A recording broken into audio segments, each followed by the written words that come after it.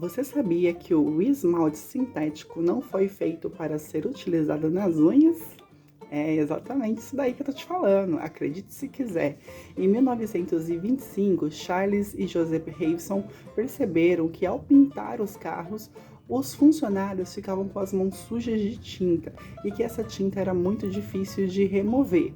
Visto que as mulheres da época já tinham o costume de envelopar a ponta dos dedos com algumas ervas e flores para deixar as unhas vermelhas, eles tiveram a brilhante ideia de industrializar esses esmaltes que eram até então para carros, para ser vendido para pintura de unhas. E deu muito certo. Na época, era vendido somente as cores nos quais eram pintados os carros. A primeira cor foi a vermelha e as demais cores foram preta e marrom, que eram as cores dos carros da época.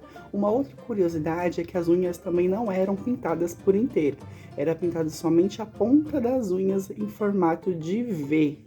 E aí, com o passar do tempo, costumou-se então pintar as unhas inteiras, né, de várias cores, e a gente foi evoluindo com esse arco-íris que a gente tem hoje, né, esse arco-íris de cores que nós temos hoje, alongamento, tudo isso foi com o passar do tempo.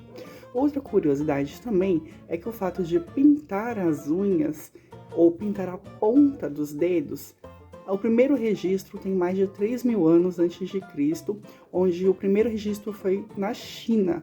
A dinastia chinesa, os mais ricos, os mais abastardos, pintavam a ponta das unhas, no caso a ponta dos dedos, e somente os imperadores tinham o poder de pintar a ponta dos dedos de dourado ou prata. As demais pessoas poderiam pintar de outras cores, desde que fossem ricas. Os pobres não podiam pintar a ponta dos dedos.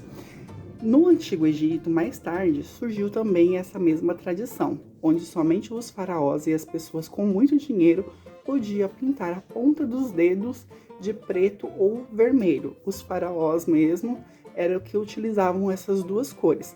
Se as pessoas fossem mais pobres e não tivessem nem dinheiro nem poder, elas não tinham autorização para pintar a ponta dos dedos de cor vermelha ou preta, somente de cor clara, feito ali de uma mistura de gema de ovo, cera de abelha e flores clarinhas ali na época. E aí, você sabia dessa? Ainda bem que hoje em dia a gente pinta da cor que a gente quiser, né? A gente pinta, alonga, faz o que a gente quer. E aí, você sabia dessa? Se você sabia, curte, comenta e compartilha. Se você não sabia, curte, comenta e compartilha.